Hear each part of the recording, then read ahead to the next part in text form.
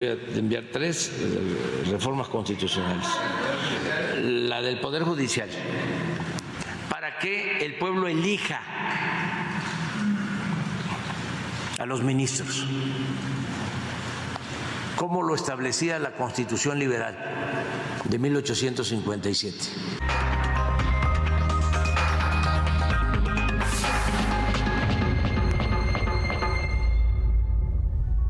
Bueno, los y las legisladoras de Morena no decían nada, pero el presidente ya dio la orden de salida y ahora sí, pues lo que pensaban antes a lo mejor lo dejan de pensar ahora. Lo cierto es que el coordinador de Morena en la Cámara de Diputados, Ignacio Mier Velasco, adelantó que su grupo parlamentario impulsará una iniciativa de reforma para que los ministros de la Suprema Corte de Justicia de la Nación sean elegidos, como ya vio usted, ya escuchó más bien, por votación ciudadana. En tanto, en el Senado hubo confrontación y el titular de la Junta de Coordinación Política, Ricardo Monreal, la verdad, que ayer decía una cosa y antier también, ahora arremetió contra los ministros y miren qué tono. Diputados y senadores se confrontaron por la resolución de la Suprema Corte que declaró inconstitucional el Plan B de reforma electoral. Los legisladores de oposición respaldaron a los ministros y reconocieron la división de poderes. Dígase lo que se diga, la Corte ha cumplido con su deber. Por supuesto que cuando hay una resolución judicial, hay a quien no le gusta y hay a quien sí le gusta. Así es la vida jurídica en esta nación. El bloque de contención y ahora la Suprema Corte ha sido clara en señalar que el fin no justifica los medios y que incluso en situaciones urgentes es necesario respetar los procedimientos establecidos por la ley. El coordinador de Morena en el Senado, Ricardo Monreal, lamentó la casta de privilegios que existen en el máximo tribunal del país. Soy partidario de la división de poderes, que quede claro, pero no aplaudo los excesos, el derroche, tampoco aplaudo el abuso y los privilegios excesivos. Déjenme solamente decirles algunos. Yo investigué desde el año pasado 40 excesos. Incluso Monreal Ávila detalló los excesos que tienen los ministros. Sueldos, 300,000 pesos por mes. Aguinaldo, casi 600,000 pesos. Prima vacacional, casi 100,000 pesos. Un fondo para comer en restaurantes de lujo, casi 80,000 pesos por mes. Un comedor especial de la Suprema Corte donde pueden ordenar a la carta alimentos y bebidas alcohólicas. Escúchenlo bien, un presupuesto de 5,500,000 pesos mensuales para contratar personal de ellos. Luego de que el Pleno de la Corte resolviera declarar inconstitucional el Plan B de reforma electoral, el presidente de la Jucopo dijo que tienen lista una iniciativa para que el presidente de la Corte no lo sea también del Consejo de la Judicatura, como actualmente se establece. Mientras que el coordinador de Morena en Diputados, Ignacio Mier, prepara una iniciativa para que los ministros de la Corte sean electos por voto popular. Verónica Macías, Heraldo Media Group. Bueno, a darle vuelta al asunto. La Corte manda un presupuesto y quien lo apruebe es el legislativo. Eso es un asunto que pudiera tener muchos vericuetos. Que si es un exceso, si es como lo pinta Ricardo Monreal, que no tendría por qué mentir, pues creo que tiene toda la razón el senador. Pero pregunto si esto rompe con la decisión que tomó la Corte respecto a la cancelación, la anulación, la invalidez del Plan B en su primera parte. ¿Eso lo quita o no lo quita? Ese es un asunto que van como en dos vías diferentes. Se van a acabar juntando, sí, porque van a buscar la manera de que esta parte que tiene que ver con la invalidez se ligue con toda una serie de adjetivos, pandilla de rufianes, ¿no? Como se dijo hoy. Pero lo que sí creo que es muy claro es que la decisión que tomó la Corte, cuando dicen es que la Corte no discutió el Plan B, no lo podía discutir, porque no tenía validez el Plan B en función de la forma en que se llevó a efecto el proceso de votación, de desarrollo y de aprobación en el legislativo. Eso es lo que pasa. Nadie dijo, incluso Arturo Saldívar mismo lo dijo hoy, dice, nosotros no discutimos el Plan B, no llegamos al Plan B, no había manera de llegar al Plan B. Bueno, yo entiendo porque uno recibe muchos tweets y le dicen a uno muchas cosas. Aquí hay un asunto de carácter legal. Es lo que tenemos que discutir. Debe de la sociedad, los ciudadanos, el pueblo, elegir a los ministros de la Corte. Es un debate. Es un debate. Claro que lo deben de elegir, pero hay que ver de qué manera se tiene que hacer esto, ¿no? Bueno, el coordinador de Morena en el Senado, antier, dijo otras cosas, pero hoy incluso amagó a los ministros de la Suprema Corte de Justicia de la Nación. ¿Con qué cree? Con juicio político. Luego que pasó lo que pasó ayer. Monreal se sumó a las amenazas de legisladores de los partidos del Trabajo y Verde Ecologista. Fíjese de quién. Quienes advirtieron que impulsarán una reforma al Poder Judicial y que irán por el fideicomiso del máximo tribunal.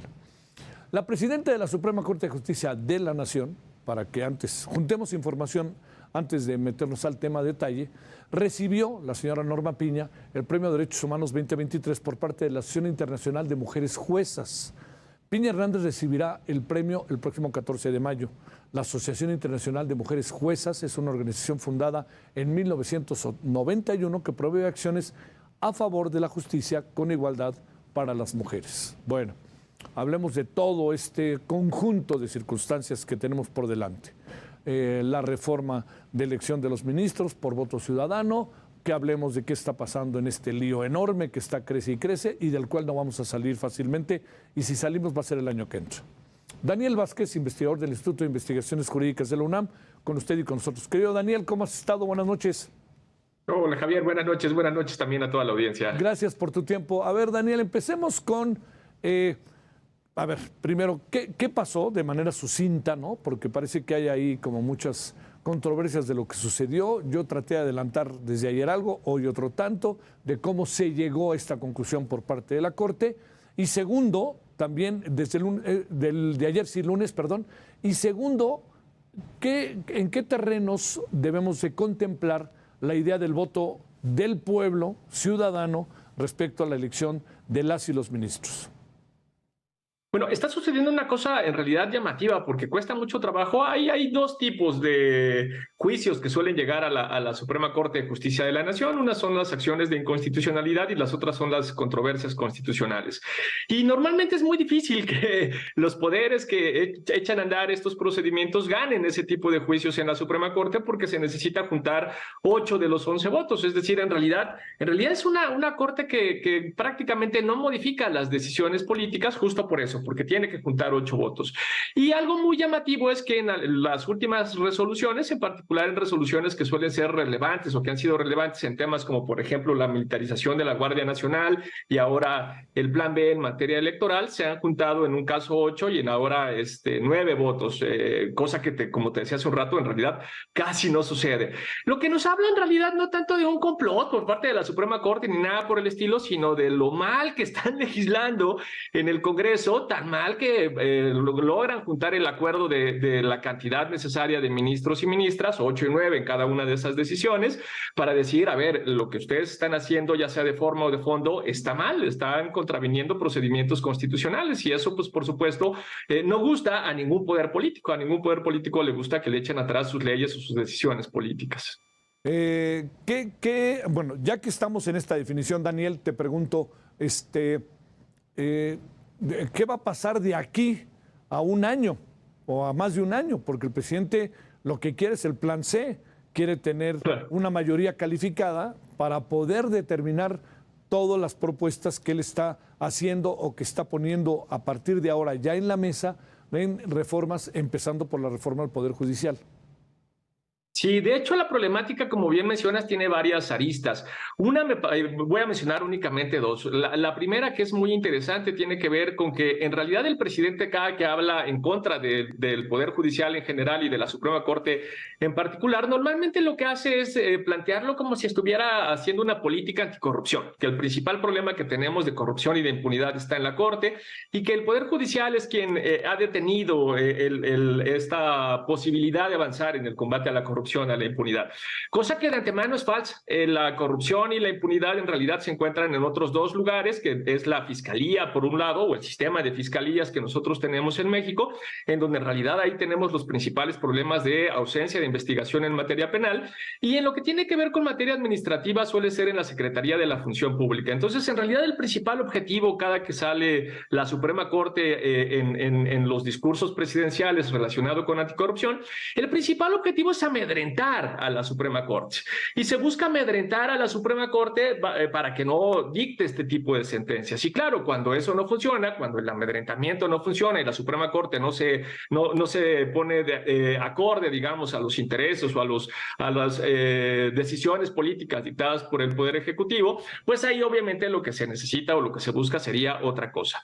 Y esa segunda cosa, que es la segunda arista que me gustaría mencionar ahora rápidamente contigo, tiene que ver con que en realidad desde hace varios meses pues el presidente ya está en campaña, ya está preparando la campaña de 2024.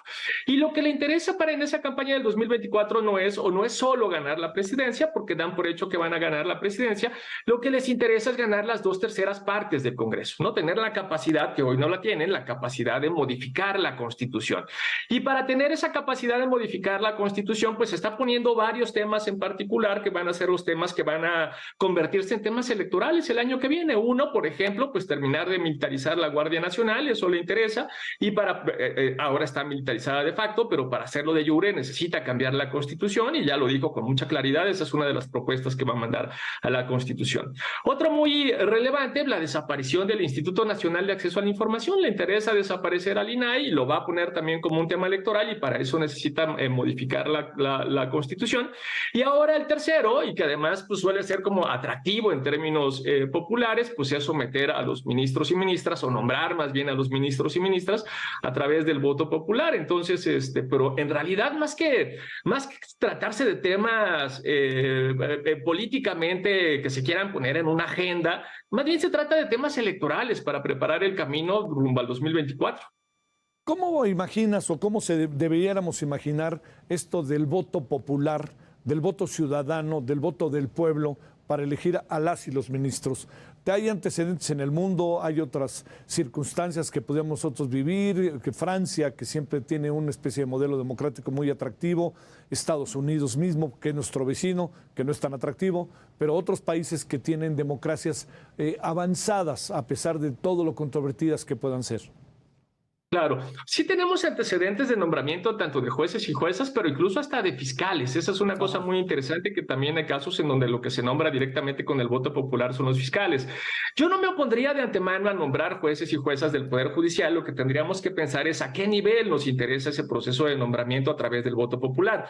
Eso hace mucho más sentido en los niveles más locales, cuando nosotros queremos nombrar un juez o una jueza a nivel comunitario, a nivel local, para la justicia muy específica en un territorio muy particular, municipios o en alguna entidad federativa en concreto, para alguna problemática en específico, que sabemos que hay personas que van a generar esta justicia comunitaria, ¿no? O justicia local, o una dinámica muy cercana. Pero eso no puede no ser la mejor idea cuando lo que vamos a nombrar son a los ministros y ministras que integran a la Suprema Corte de Justicia de la Nación.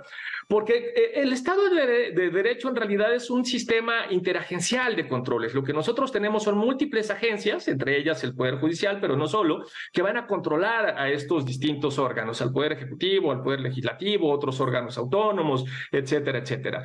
Y en ese sentido es muy importante que la fuente, el momento de elección de esos distintos órganos interagenciales sea diferente, porque si no, lo que va a suceder, si empalmas, por ejemplo, el momento del nombramiento del presidente con el nombramiento de los ministros, lo que vas a tener es una mayoría en la Suprema Corte de Justicia de la Nación que va a ser prácticamente del mismo sesgo político que el presidente que nombras. Y entonces lo que pierdes ahí es justamente esta capacidad de control, esta dinámica de control.